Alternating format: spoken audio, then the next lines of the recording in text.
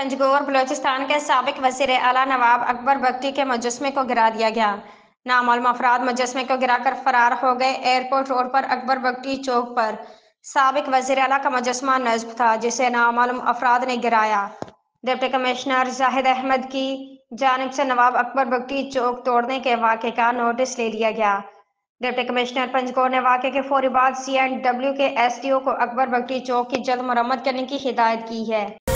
इस्लामाबाद नायब वज़ीर आज़म इसहाक डार का कहना है कि पाकिस्तान तेजी से तरक्की की जानिब गामजन है और जल्द G20 का रुकन बन जाएगा। नायब वज़ीर आज़म इसहाक डार ने बोगोलीव ऐप का इफ्तिताह कर दिया। इस मौका पर गवर्नर फैसल करीम कंडी,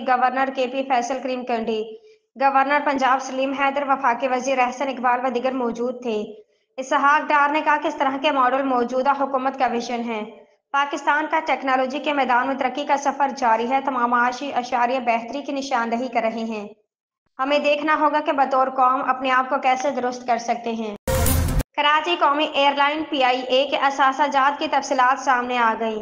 तफसीलात के मुताबिक PIA के कुल 152 अरब रुपए के असासाजात हैं, जिनमें जहाज, स्लॉट रोड्स व दीगर शामिल हैं। PIA की मजमूई रॉयल्टी 202 अरब रुपए है, जिसमें CAA और PSO शामिल हैं।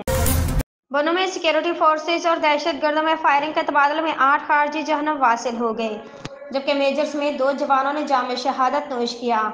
तफसीलात के मुताबिक ISPR ने जारी बयान में बताया कि बनू के इलाके बक्काखील में इंटेलिजेंस बेस्ड ऑपरेशन के दौरान फायरिंग के तबादले में 8 खारजी हलाक जबकि 7 जख्मी हुए।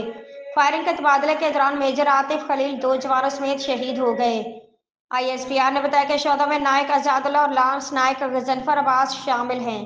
इलाके में मुमकिन खारजी के खात्मे के लिए क्लियरेंस ऑपरेशन जारी है।